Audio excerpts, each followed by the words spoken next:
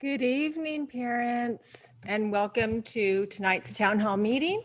I'm Valerie Aprahamian, the IEP navigator, and I help parents get the education their child needs to thrive, both in school and in life after high school.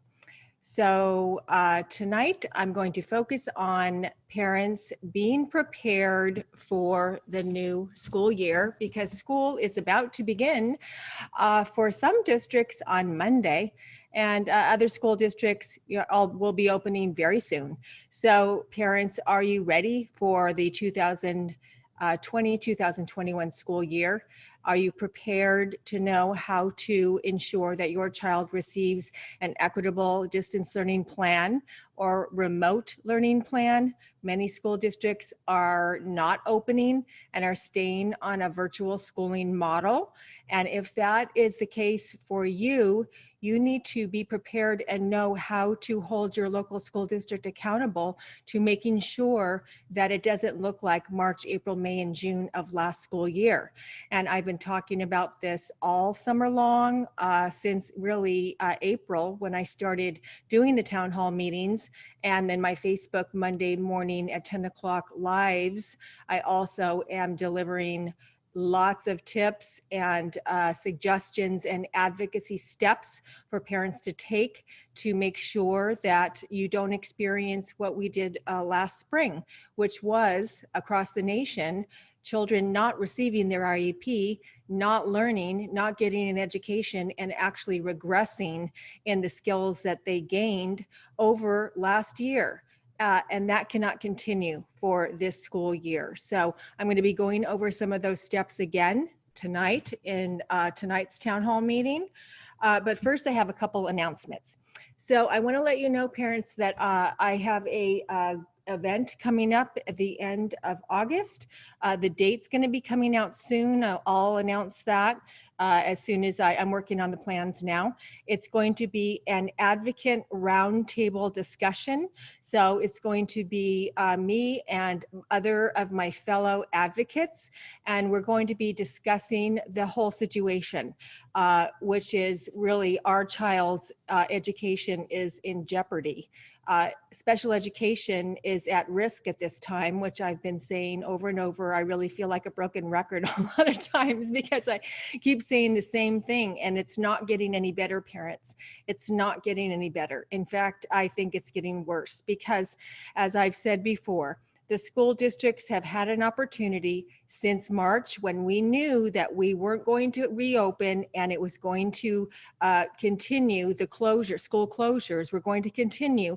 School districts did not hop into action and start planning, start training teachers on technology, start figuring out how to provide schooling online. What they did was pretty much nothing in March, April, May, and June. They just allowed IEPs to fail to be implemented. Now, I'm not saying every school district across the nation did that, because I do know there were some that did a good job. But I'm talking to the parents that follow me, or the parents that have not received their child's IEP, was not implemented. They didn't get their services. Teachers didn't get online and teach. Speech pathologists didn't provide therapy. Occupational therapists didn't support their kids. Those are the parents that are typically listening to me. Those are the parents that I'm helping and assisting and teaching you advocacy steps to become a strong parent advocate. So that, be on the lookout for details on that upcoming great event that's going to come up, because I'm going to have a panel of advocates, and we're going to be talking about the dilemma that special education is in today, and what we can do about it as parents and advocates and special education attorneys. We're trying to work together to make sure that our rights are not dismantled, and our child's rights to receive an education and to learn and to have equal access to general education curriculum, that is not continuing to be just watered down, and that our child continues to not learn. So we've got to do something about it, parents, and you need to know what you can do about it. So that's why I'm continuing to offer all of these kinds of events and all of these kinds of trainings, and my town hall meeting and my Facebook Lives. Also, I think probably most of you have heard me talk about the Parent Brigade that I've been offering. It's a parent membership, a monthly membership that you can be in to work with me to actually help you to implement those steps I've been teaching you over the past 4 or 5 months. Those advocacy steps that I keep talking about, but sometimes, it's difficult to understand how to do it, how to implement it. What do you do when you're asked questions, or if they say no to you, or how do you write those letters? How do you write your parent agenda? How do you hold a successful IEP meeting? How do you write a compliance complaint? All of those kinds of things, you're going to probably need help on that. And so that's why I created the parent membership. I invite you to take part in that. I have a few spots left. So if you are interested in that, it's all over my Advocates for Angels Facebook page. You can find the link there. If you can't find it, please contact me. My email is pretty much everywhere, all over that Facebook page. You can private message me, just get a hold of me, and I can help you, give you more information about the monthly membership Parent Brigade. Okay, so the first thing I want to make sure that every parent that's listening to me, that you have your device for your child. I certainly hope, parents, you have your device. I've been talking about this for months and months and months, that every school district received lots and lots of money from Congress to provide devices to every student, and not just students on IEPs, but general ed students. And it's not just one device per family, parents. Every child should have their own device, because if you've got 2 or 3 kids, how are 3 kids or 2 kids going to learn on one device? That is not going to work. Every child should have their own device, especially kiddos on an IEP. You get a device, parents, provided by your local school district. If you don't have your device and school's starting on Monday, that's not a good situation for you to be in. Your child should have their own device, be already getting used to using it, how to work it, how to access their teacher online, and get online with your assistance, of course. But you need to be trained on that device. You need to understand how to access your school, your teacher, communicate with your IEP team through that device. So please get your device. If you don't have it, you need to immediately contact your local school district through an email. Send an email to your case carrier and carbon copy your special education program specialist or your special education representative. Okay, you guys, I got to get my charger because I have a low battery. Oh, it is plugged in. Oh, I know what's wrong.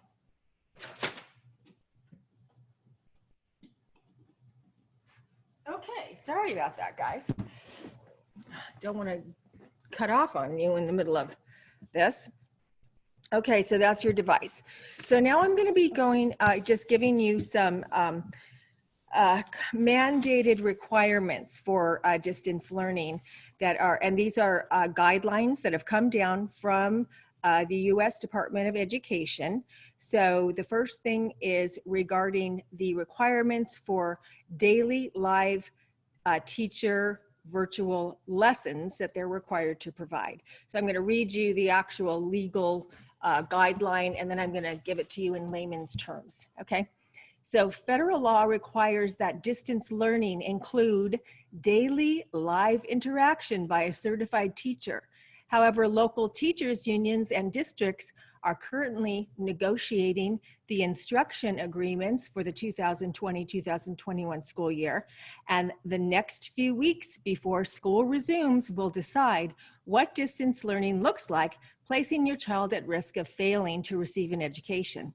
So the Congress is requiring teachers to get online, parents.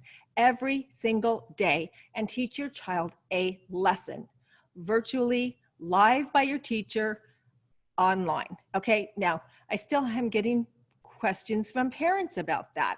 It's a done deal. They are required to do that. They can't tell you that they're not going to do that. If that is the case, you need to address it, and I'll be talking about how you can do that. So I've already seen from some school districts a schedule showing that the teachers are going to be teaching Monday, Wednesday, and Friday, but not Tuesday and Thursday, or whatever, but it's not every day. That is not acceptable. It has to be every day. Now, the time requirement of, is that an hour? Is that 2 hours? Is that 3 hours? Is it 5 hours? Is it the whole school day? That's what's in question. And that's what, there's no regulation or guideline for that from Congress. They just say they got to get online every day.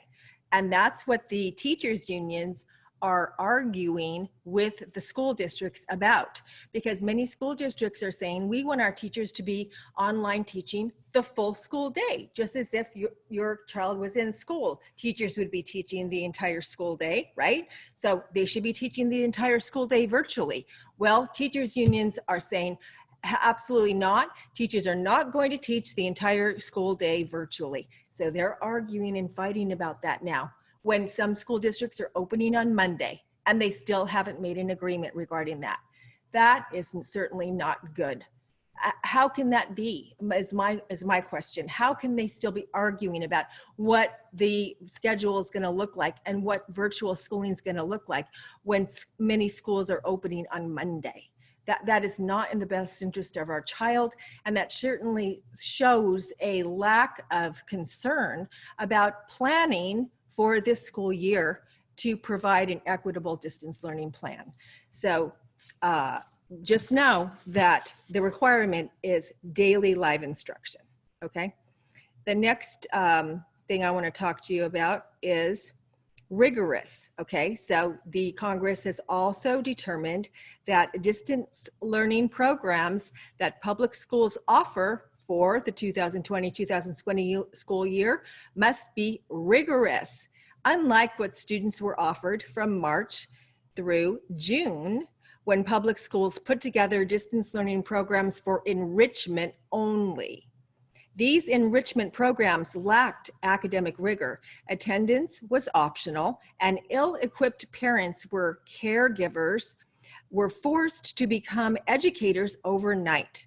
Parents experienced massive discrepancies in live online instruction and interactive contact with their teachers. As a result, many students have fallen significantly behind. So is your child one of those students, parents? And I'm sure they probably are, because you're on this call tonight. So this year is not supposed to look like March, April, May, and June. It's supposed to be rigorous. It is supposed to implement your child's IEP. That means working on your goals in your child's IEP, providing the accommodations in your child's IEP, providing all the therapies, supports, and services in your child's IEP.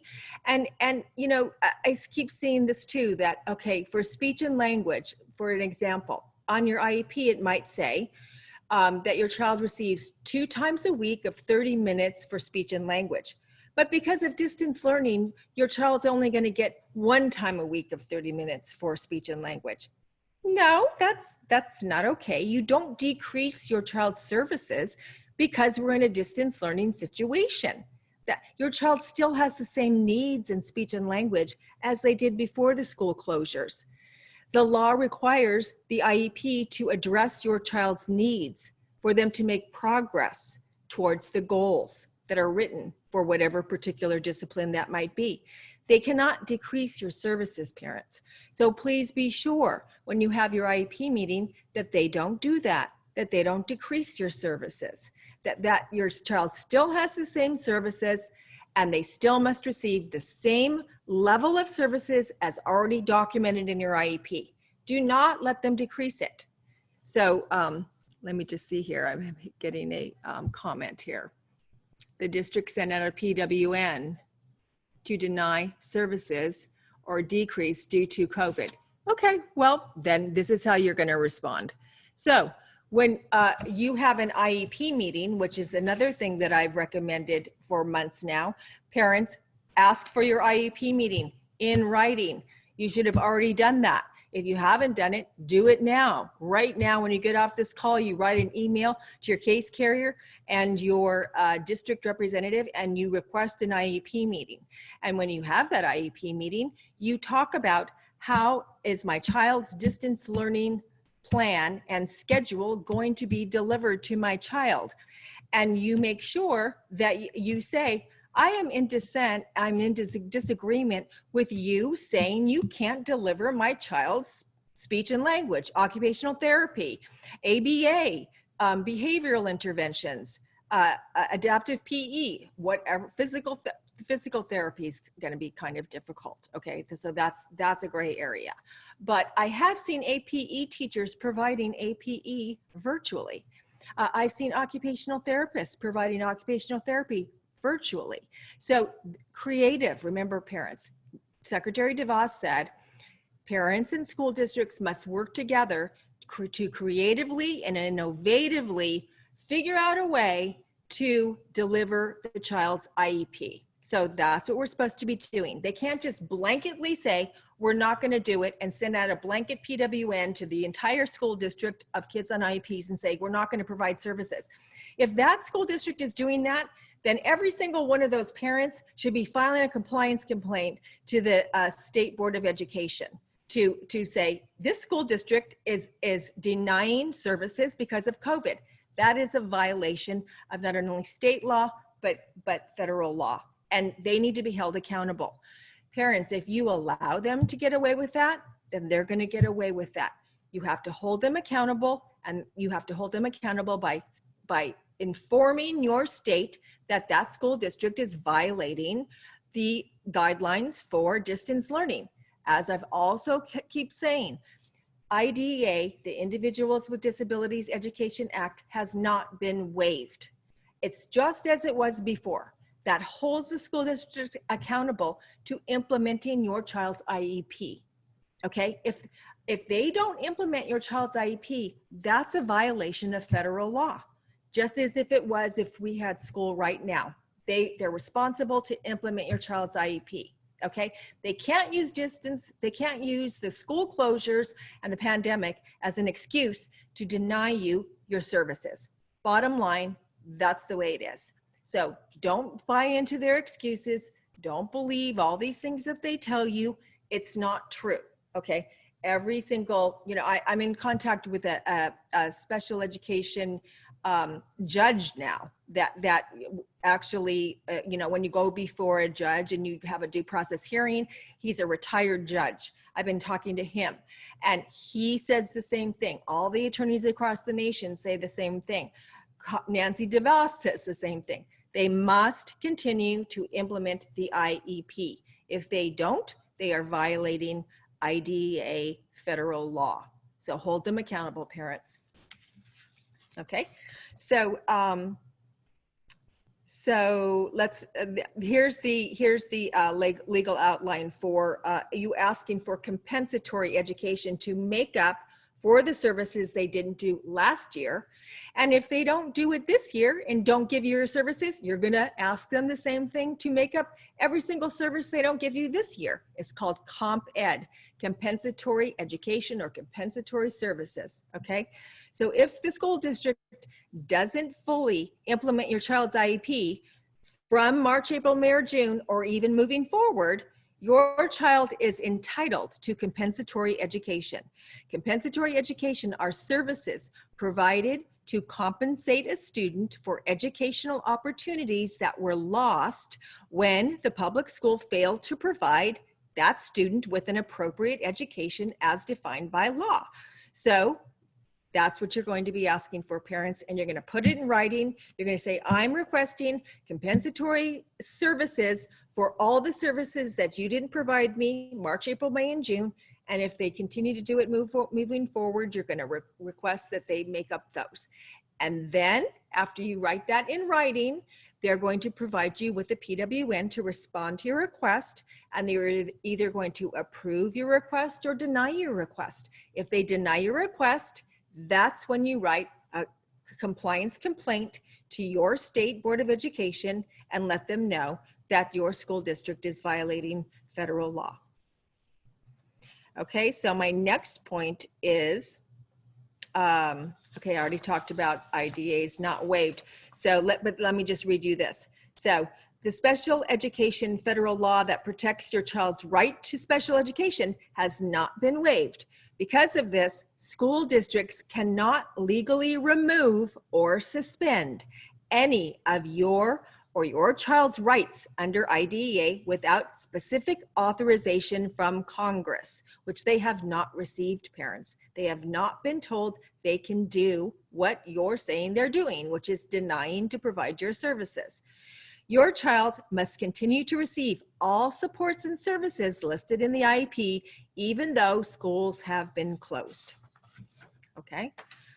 So parents, if your child is struggling, whether the environment be an in-person, if you're going back to school, or a remote learning model, or a hybrid model, make a written request for an IEP meeting and make sure that your concerns are well documented. And you're going to do that in your parent agenda. So you're going to develop your parent agenda prior to your meeting. You're going to well document all of your concerns and requests in your parent agenda.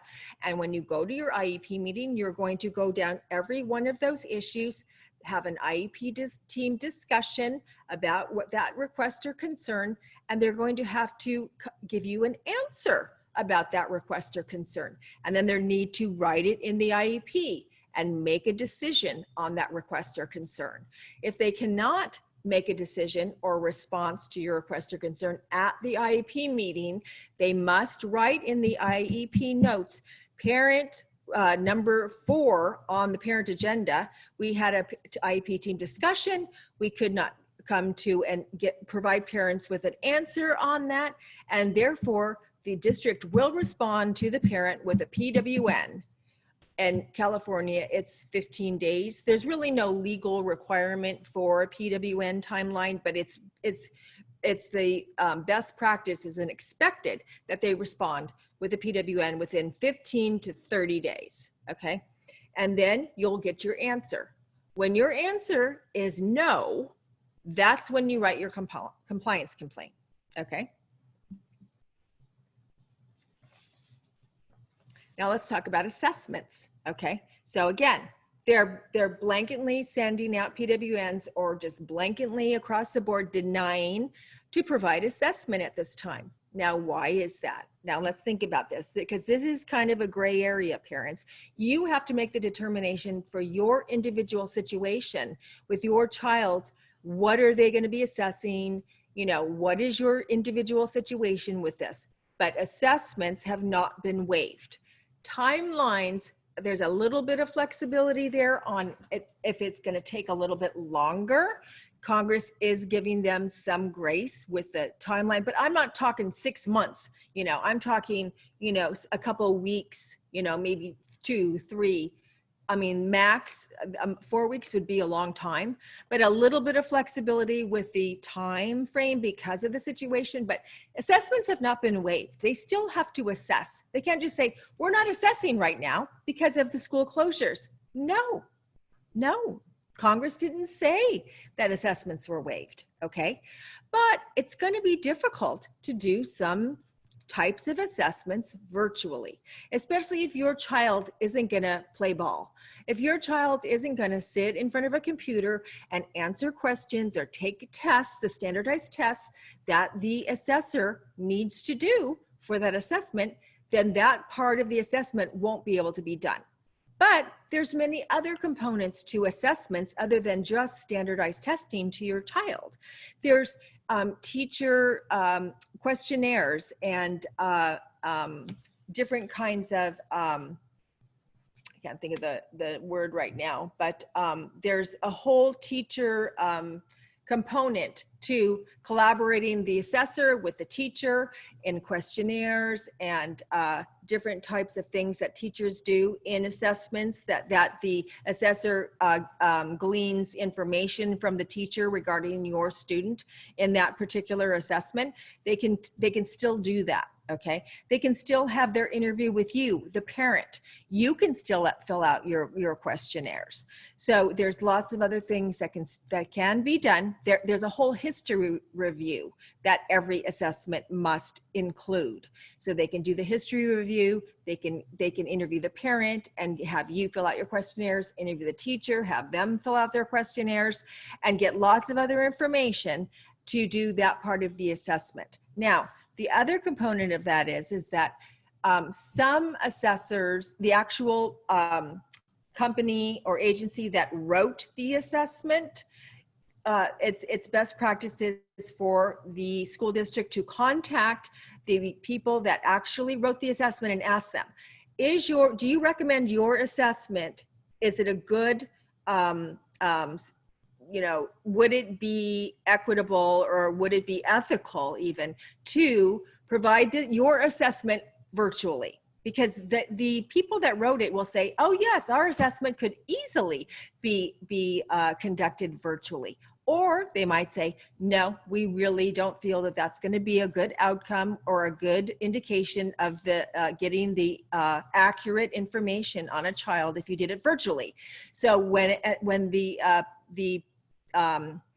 editors and the people that wrote that assessment, if they recommend, yep, go ahead and do it, or no, don't, then that is a good way to move forward with an assessment. But a lot of times there's another assessment that can be chosen that might be better to provide virtually. So it's not just a black and white issue, parents, regarding assessments. You can still get assessments done at this time. So if your school district turns down a request for an assessment or fails to complete an assessment within the state timeline and after a parent has consented to an assessment plan, federal law gives parents the right to pursue claims for the school district's failure to complete assessments on time. School closure is not an excuse to violate federal law. So right there is, what the guidelines are. They have to continue providing assessments and conducting assessments. Okay. So I just want to read you something else that's from COPA, the Council of Parent Attorneys and Advocates, which I'm also a member of. And this is their recommendations for how parents should conduct and what you should expect in an IEP meeting. So the IEP team should be tasked with creating a separate service delivery page for when special education and related services are delivered through distance learning.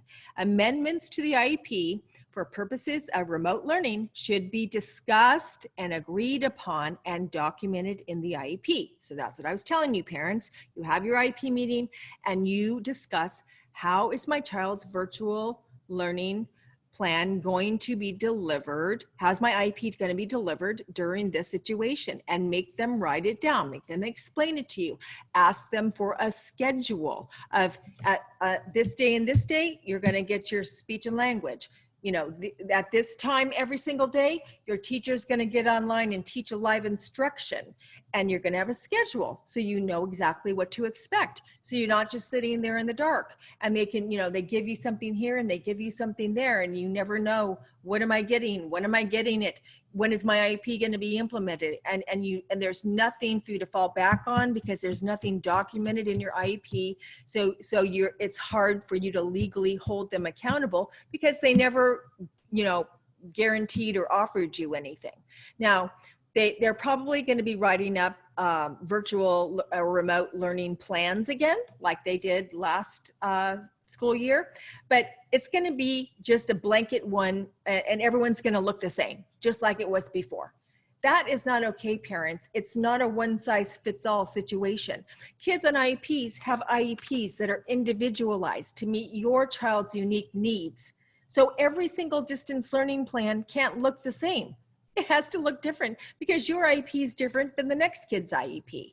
So it has to meet your child's unique needs. That is a violation of federal law. It's not a one box, one size fits all for every student. Okay.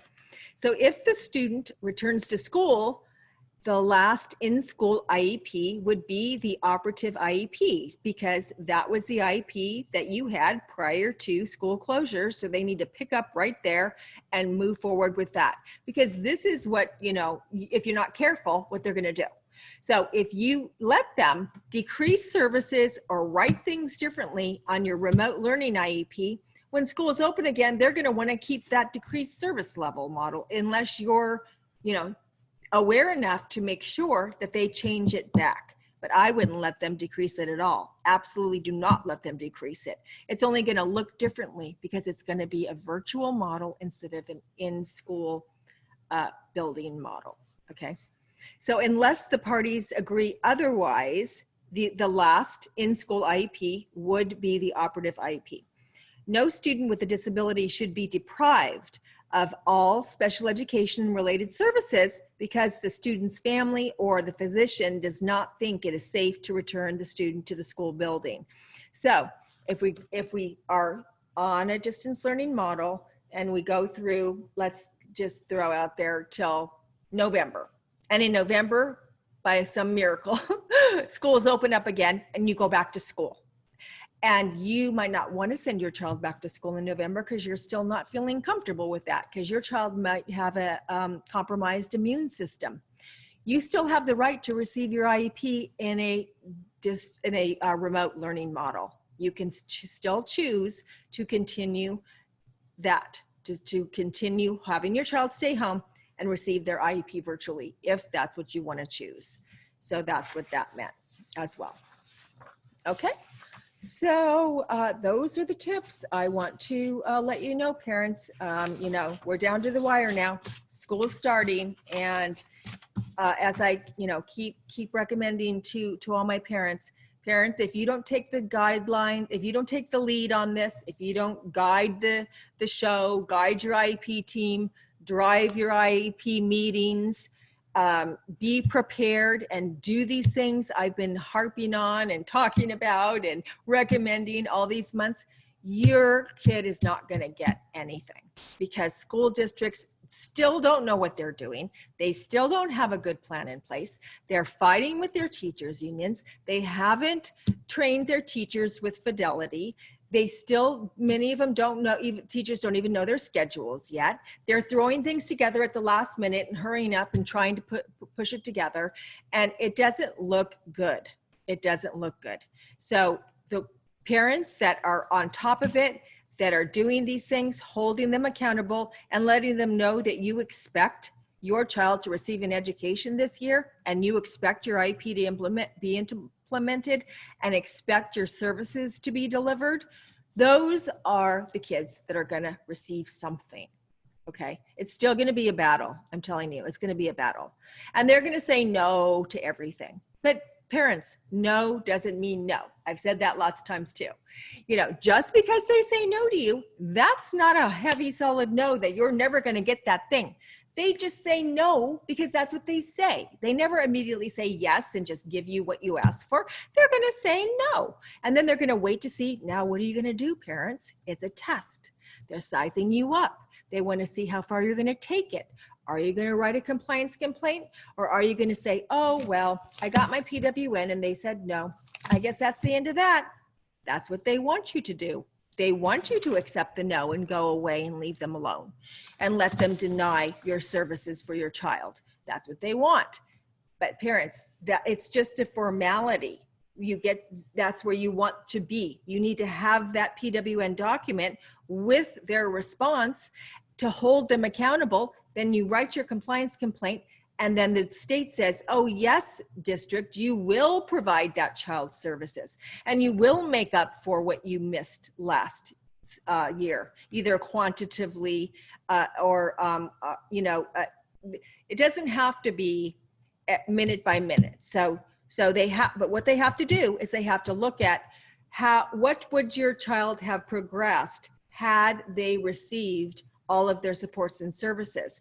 And for that regression that they saw because they didn't receive their services, that's what the district has to address for you. And they have to come up with a plan on how they're going to make up for that regression that was caused by their failure to provide your child those services. So that's a decision, that's a conversation with the IEP team, but nonetheless, the state is going to tell them, you have to look at comp ed, compensatory services, and make up for the regression that was caused because they failed to implement the IEP. Okay. So who has questions, parents, about any of those things? Let me see if there's any more questions in the chat. No, a SELPA has the same exact guidelines. It doesn't matter if it's a SELPA or a school district. In fact, SELPAs are the ones that oversee all the school districts. So they're even higher up administrators than your school district director.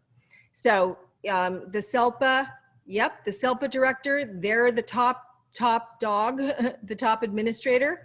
And if your SELPA director says no, you know, if you could go to your SELPA director and say, hey, look, my district or my IEP team said, you know, no, or whoever's, you know, said no, it's best to go to the SELPA director and say, hey, I'm going to you before I file a compliance complaint, SELPA director. So I'm giving you the opportunity to resolve this, you know, disagreement here. And if you're either going to resolve it for me or I'm going to file a compliance complaint. And if the SELPA director says no, then you file your compliance complaint. Okay. All right. So who has questions? Or need any clarification about anything I just talked about? Because I know that was a lot of information. Or do you have the code or policy in order to put into the letter that will disagree with the school's PWN that they sent out due to COVID? That was their excuse. So is there a code or policy we could put in there that gives them that legal framework? Yes. I might be able to find it right here. If not, I can, I will put that, let me just see if I might have it right here. Sure. I'll put that in on my Advocates for Angels. Are you in my special education parent empowerment network group, private group? No, I'm new to this. So this is my first time getting on with you. Okay. So if you go to my, it's called the Special Education Parent Empowerment Network. It's a private group just for parents, and I'll post all the codes, the California Ed codes there on assessments, on failure to implement services, all those codes. I'll put it on the group page, the private group. Okay. For you parents. Okay, and is that a Facebook group page? Yeah, it's a Facebook group page. Okay. So my main page is Advocates for Angels, and that's for anybody can go on there. And then I have, if you go in there, you'll see the Special Education Parent Empowerment Network, or you can just go to that and then just ask. You have to ask to join the group. You say, yes, I'm a parent. You know, yes, I'm looking for help. And then you get into the group and it'll be on there. Perfect. Thank you. You're welcome. Who else Hey, has- Valerie, I have a question. Okay. So what if we you know how you say send your request of how you want your child's virtual learning? You have a guidelines of it, like in your academy program. What if we were just to send the stuff that you had written down to the district? Will that work, or we have to write specifically in detail of based on our child? So what exactly, what are you referring to? The like the request from the district. Like you wrote like what we could request from the district. Like you say something about what was that on there? Like yeah, what you were talking about, like a timely schedule of how your son's teacher is gonna log on, and then a daily progress report of your child. Yes. Like kind of like what you wrote on the brigade. She's talking about the assessments. If they don't want to do that standard, what's a different standard or measurement that can be used? Is that correct? No, it's the parent right that we could request for from the district in regards to virtual learning or remote learning. So I'm not still really clear on your question. So you're referring to something, so oh, okay. So you're in the brigade and you're referring to something that's in the brigade? Yeah, it One was of like the letters? like one of the request form that, or like our parents right that we could request. Okay. Oh, so you're talking about the letter the parent letter. Okay. Yeah, Yes. that we could So- request for. Yes, so I provided an example parent letter, and yes, you have to then use your own words, put your own story in there. What happened to you? So that was a sample of one letter, but then you have to write your own narrative in there of what you want. Yeah. And I gave you each, okay, regarding this request, so on and so forth. Okay. Yeah, so you rewrite it to that relates to your situation and your child. Exactly.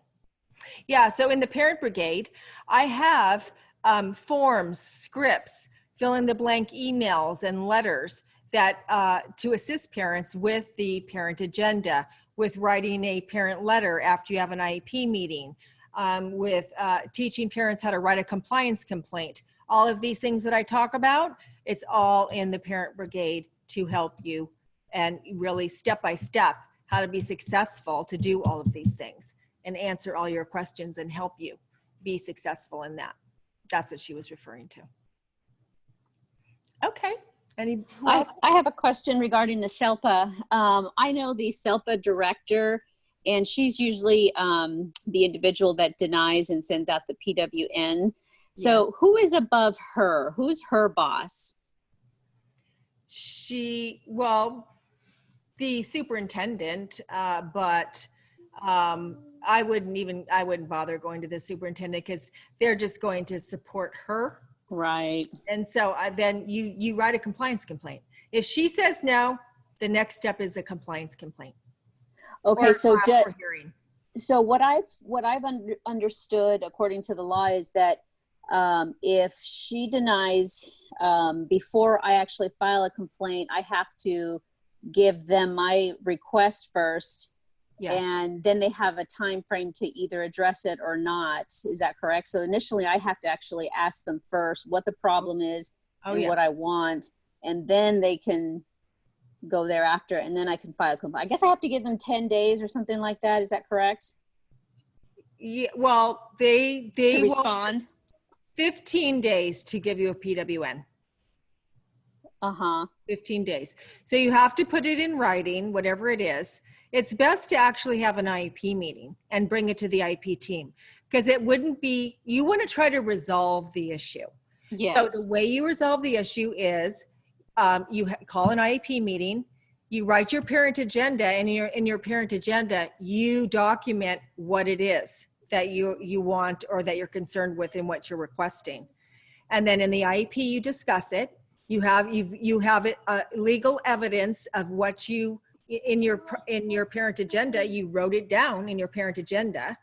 Then you have your IEP discussion with the IEP team and you explain what you want and why you want it. You tape record it, and then you make sure they write it in the notes appropriately. They either have to answer it, your request or concern in the IEP right there and then. If they don't, they have to say, we're going to respond to you, mom, with a PWN. You get your PWN in 15 days.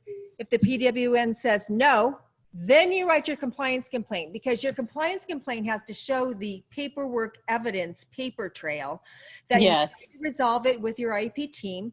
You brought it to them. They said you got your PWN and they said no. And now you're filing a complaint. So that I've exhausted all my resources, essentially. Yes, Okay. you have to exhaust your resources before you write a compliance complaint. Uh-huh. Okay. Got it. Thank you. You're welcome. Anybody else have a question?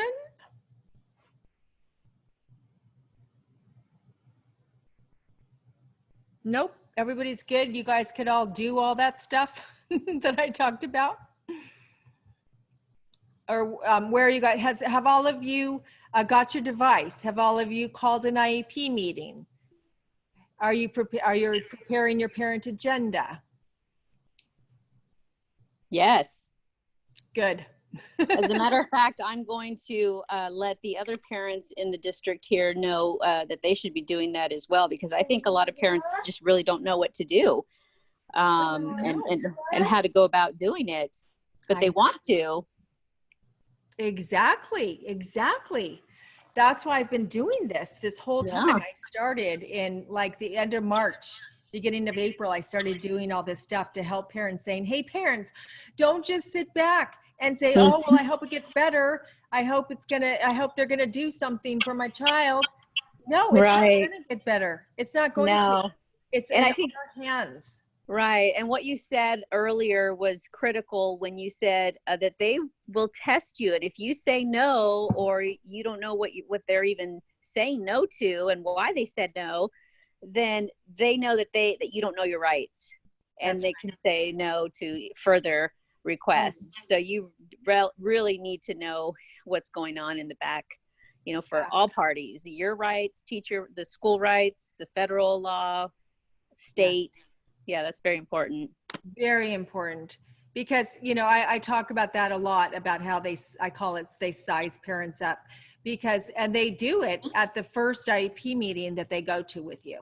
They sit there and they know by the way you talk, the things you say, and they'll even say stuff on purpose that is completely out of line with your parent rights or IDEA. And if you let it slide by and you don't respond to that, then they know, oh, this parent doesn't know anything. This parent doesn't know rights. This parent is just trusting us to do what's right. And we can walk all over this parent and they're going to believe anything we say.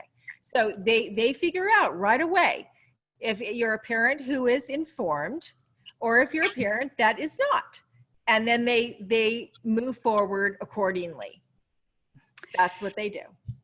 Can't these IEP meetings have oversight, where someone comes in to essentially regulate the IEP? It's a neutral person. They don't work for the district. They don't work for the parents. They're there just to see if the school is doing their due diligence in saying the correct things and not lying. Well, it would be wonderful. This is the problem. The problem is that no one is enforcing IDEA in any of these IEP meetings. It's not enforced. And that's how school districts get away with it. That's how they're not held accountable. That's why they keep doing it, because it's not enforced. We're the enforcers. Right. If you know what you're talking about. That's right.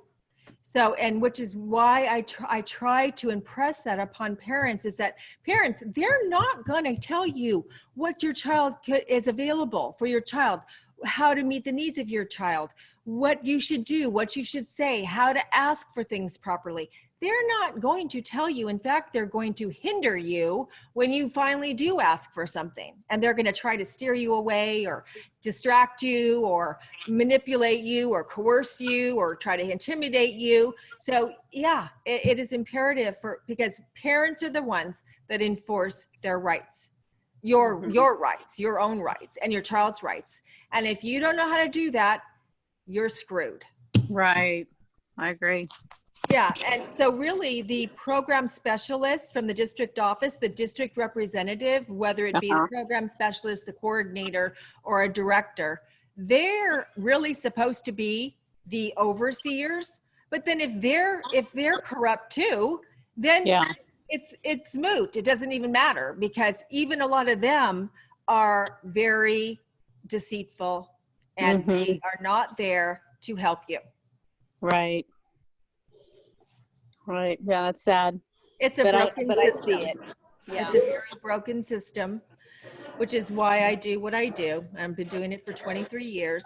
And like I always say though, if only 100 parents in one school district became really strong advocates and really took on the district and wrote compliance complaints and held them accountable, that school district would be impacted. But it's because parents don't know how to do that, so they just keep violating federal law right and left and getting away with these things.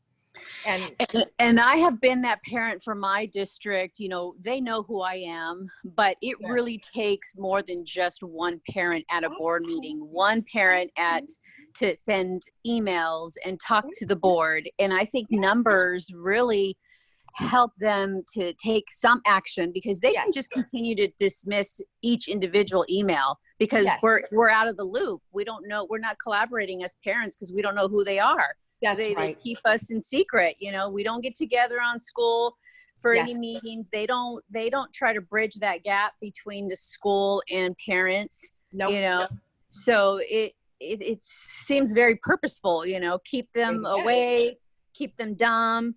Oh yeah.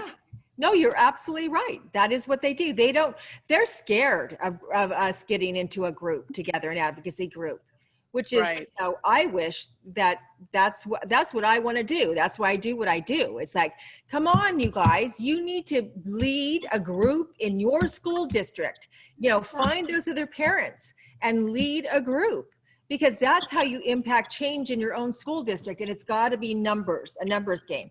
I did that in my own school districts, CNUSD, about, it was probably about 12 years ago now, but it was quite a while ago. I led a group of parents, and we advocated. We went to school board meetings, and we took up 3.5, 4 hours at school board meetings, one after another of us going and talking and telling how we were, you know, what was happening to our child, and how they were really abusive back then in IEP meetings. The administrators were abusive to parents, and we filed 14 fair hearings all at the same time. We hired an attorney to work with us and we filed 14 hearings at the same time.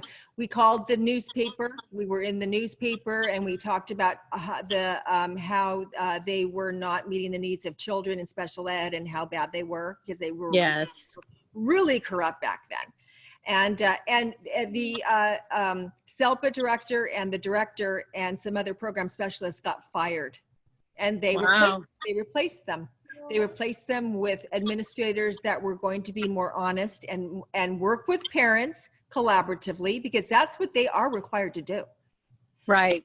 But then slowly over the years, they're pretty much back. They're not quite as bad as they were back then, but they're getting there. They're getting there, because they slowly now that's director and SELPA, they're gone now, because that was years ago. They all retired, and now there's new ones there, and now they're going right back to their same old ways. Yeah, that's what's going on now in our district, and that's kind of where I'm at, is getting the news involved and getting a group. But my question to you on that, how do I find out other than my own circle of friends that have special needs kids?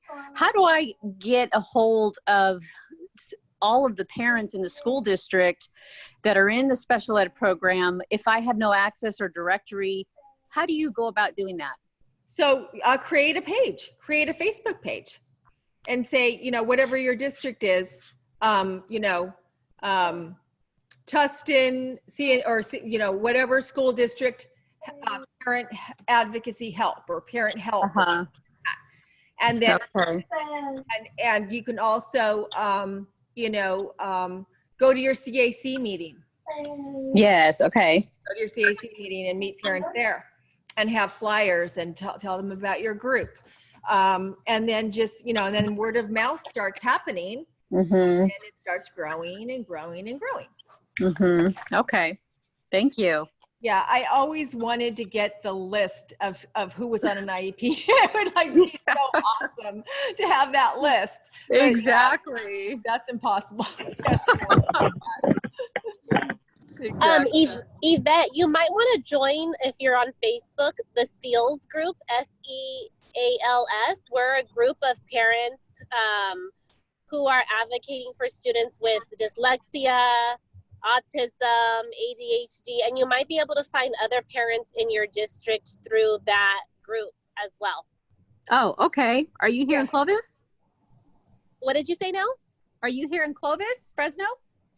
No. I'm here in San Diego. Oh, okay. I'm here. Is this SEALS group then in your area? This SEALS group is all over.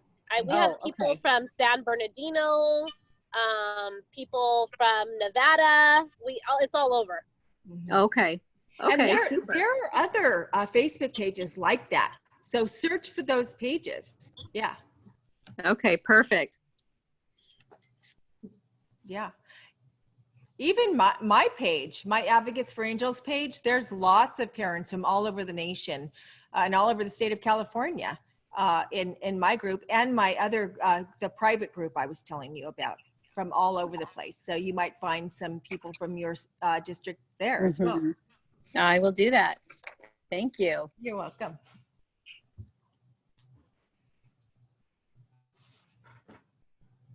Anybody else have any comments or questions? How early in advance should you request for an IEP meeting? If you're gonna have an assessment done for psycho ed, or should you finish the evaluation first and then have the IEP meeting, or should you request that ahead of time? Oh, so you're having an assessment done now already? For psycho- In the process of it. Okay. So they should be calling an IEP to see the results of that, but I still would call an IEP meeting now because that's an assessment. That's a different issue. You need to call a meeting now to go over all the issues we're talking about for your distance learning plan and all of those things. That needs to happen now. I wouldn't wait until they get done with your assessment. You can have that IEP when that's done. Okay. Yeah, because this is imperative that you have a meeting right now, because you don't want to wait 1 or 2 months and then have your kid, get nothing for 2 months in your distance learning plan. You got to let them know right now, I expect my IEP to be implemented and I expect to get my services. True. Yeah, and get the schedule and all of those things that I keep talking about that you should have in your IEP. Ask for your academic achievement test right now, so you get accurate present levels of performance to determine your child's regression. Okay. Yeah. Someone else was going to ask a question. Hi, Val, it's Kate. Hi, Kate. How are you? I'm good, thanks. I have a question. So we're moving into this distance learning, and I have a question. If a student has goals, for example, an APE goal, speech goal, and it requires, or the goal is kind of like, okay, team sports, and it requires the student to be with other children. Obviously, we can't do that. So if they call an IEP and they want to, do we amend that? Do we put it on hold? Yeah, that's a good question, Kay. I'm glad you asked that question. Okay. So see, those are the things that are going to have to be amended, because obviously they can't do that right now. So that would be absolutely reasonable to say, we can't work on this goal right now.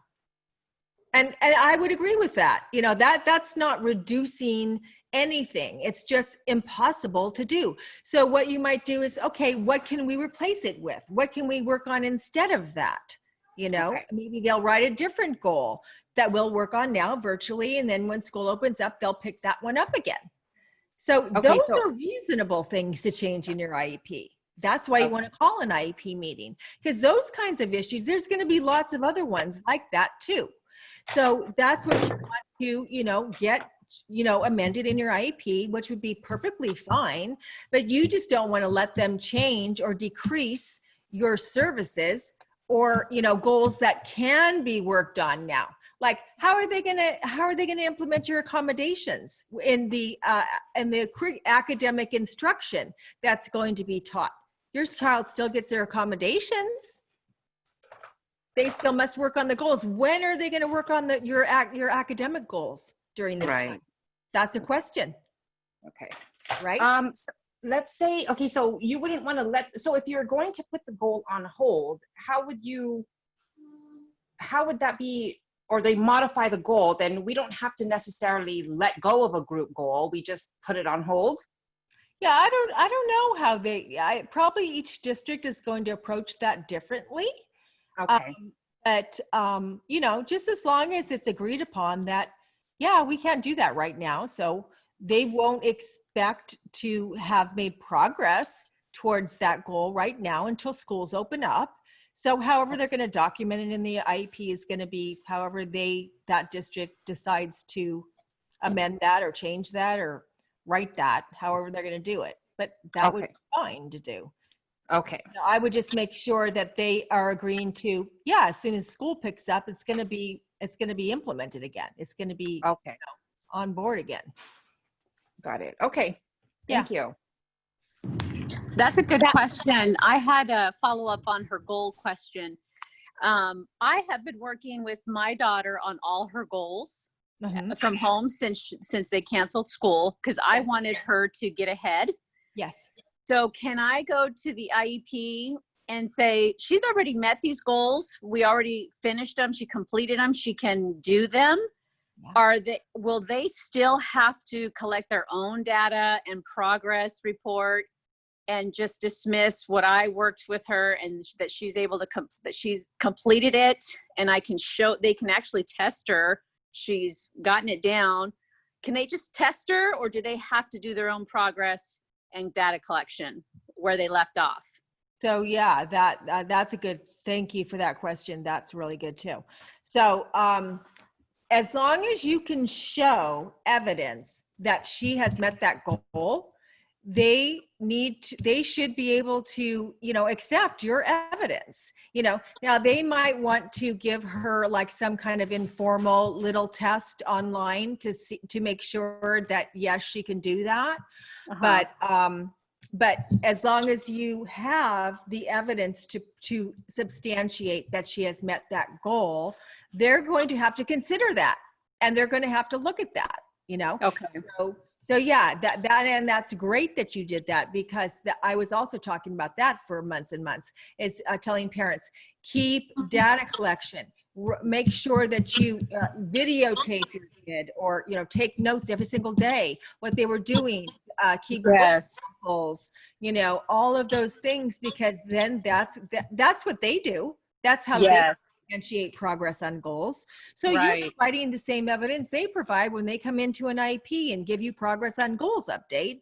So it's the same thing. So yeah. So, they probably are going to want to do their own little informal test, but that shouldn't take long. I mean, don't let them take 2 months to do their informal test. Right. You want your goals amended right away, and, give the informal test and amend the goal. Okay. But I'm pretty sure they're not just going to take your word for it and amend the goal right there in the IEP. They'll probably want to do their test, and then you'll have to come back to another IEP. But I would push them, and I wouldn't say, wait 30 days for another IEP. I'd say, no, I want my IEP in 2 weeks because I want to amend these goals right away. Yes. Okay. Perfect. Yeah. I will do that. Thank you. You're welcome. Can I piggyback on what Kate asked for my IEP, Valerie? So Julian had SAI during STEAM, which is like the science, technology, music rotation and all of that. So I know that we asked for comp ed for that portion of it, but we asked because she was also tagged along in other goals and didn't work on those goals, correct? Mm-hmm. Okay. So as far as for the STEAM portion where she's supposed to be in there, I don't know, doing what? That's another question I have. I don't know what she's doing or how she's supporting him. Now, can I expect her to still do that during this distance learning by using maybe social stories that we've discussed? Yeah, and that's what we put in your agenda is, you know, we suggested social stories. Yeah. Okay.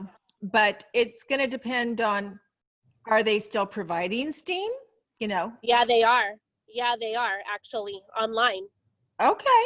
So then we're going to have that conversation of, well, then we still want STEAM, and how is she going to support him during STEAM? And how did she support him before, which we're not clear on either. So it's a conversation, but I still think you should get social stories either way, anyway. Yeah, I do too. Okay. Yeah. Thank you. You're welcome.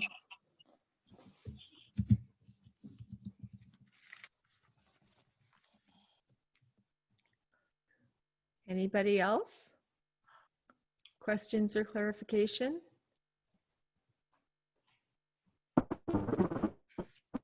I have a question, Valerie. So let's say you request for something like let's say a record or something, and then they took forever to give it to you, but then later on they actually gave it to you like 2, 4, 5 months later. Can you still write a compliance complaint about it, like how they took forever, even though they gave it to you, or you can't Yes. write a letter?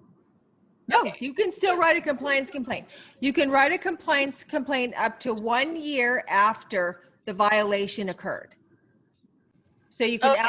you can absolutely still write a complaint. And if it took you 2 or 3 or 4 months to get your record, okay. But in California, it's 5 days. In other states, it's 45 days. So you're in California, right? Yes. Yeah. Okay. No, that is unacceptable.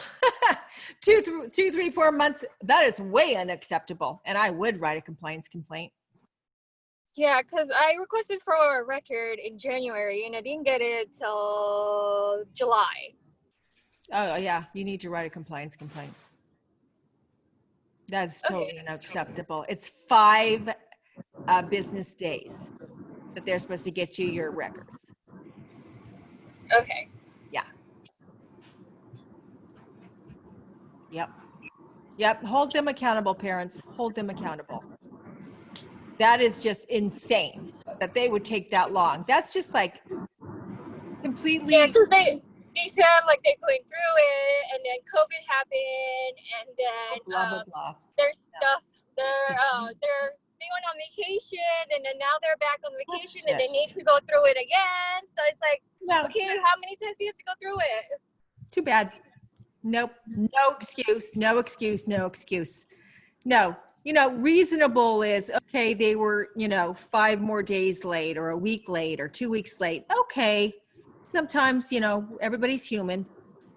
2, 3, 4 months, that's insane. No, that's not okay. Okay. Just want to make sure that, like you could still file complaints about it before I do it. Yes. The only time you can't is if it's gone past a year. So parents make that mistake all the time. They wait till it's gone past a year and then they want to write a complaint because they're still pissed off about something that happened, and then it's too late. So write it right away. Okay. What about if they don't give you an IEE list because you're having an IEE done, but they're telling you the list is confidential? Is that a compliance complaint, Valerie? Yeah, that's insane. But she got it. She finally did get it. Oh, okay. I didn't think she did. Okay. No, she got it. No, that's insane. They were harassing her. Now, when you ask for an IEE, you automatically get the list. You get the IEE list. That's what you get when you ask for an IEE. So they were just harassing her. And yes, that would have been a complete violation. I mean, how can you choose an IEE provider if you don't have the list? So Well, she said she actually didn't get the list, actually. So that would be a compliance complaint. Yeah, I thought she got it, though. Nope. She never got the list. Oh, she got it because she pretended she was someone else. This is for my friend, actually, who, no, she hasn't Barbara. gotten any list. No. This is for somebody else. Oh, yeah. Write a compliance complaint. How do they expect you to choose somebody? Well, she's in the middle of mediation and they only gave her 2 options and said, here you go. These are your options. And never gave her a list. They said it's confidential. No. Yeah, that's harassment. That's not okay. Okay. Got it. Unless they were saying that was the list. No, they never handed her a list. They only gave her, these are your options, Renzi or I don't know, some other dummy. Yeah. So, but she doesn't like either one of them anyway, so she should just request who she wants. And who cares who's on the list? I don't care who's on that stupid list anyways. I don't even look at the list. I just request who I want. Right. Yeah. Yeah. I don't put any credence in those lists, district lists. Well, they screwed her in mediation. It's just all screwed. It's too late. It's too late now, but it's just screwed. Yeah. Did she have that same horrible attorney that Barbara had? Yeah. No. No. She has another horrible attorney. Oh God. Oh my gosh. I'll text you the name later. All right. Hi, Valerie. Can you hear me? Yes, I can. Yeah, I heard you since you came on at 5 o'clock. I just cannot speak into my my audio, so I have to go on the. Yeah, but I heard you the whole time. I want to ask you in terms of group rate because I and Yvette we come from the same area, and we feel like because our district tends to have parents kind of working, not have us basically not have parents work cohesively, but kind of like in silos. I wonder what is your group rate if we gather parents from our district, because I do believe that strength does come in numbers. Yes.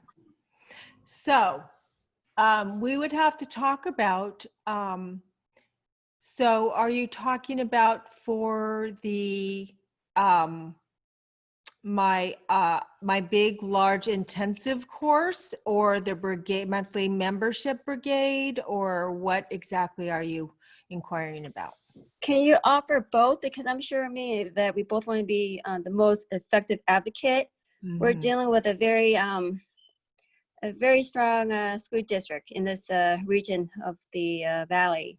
Yes. And we wanted to make sure we have all our weapons at our fingertips so that we can really advocate for the vulnerable, which is our kids. Sure. Yeah. Why don't you guys contact me and then let's talk about what we can come up with, a group rate for you guys.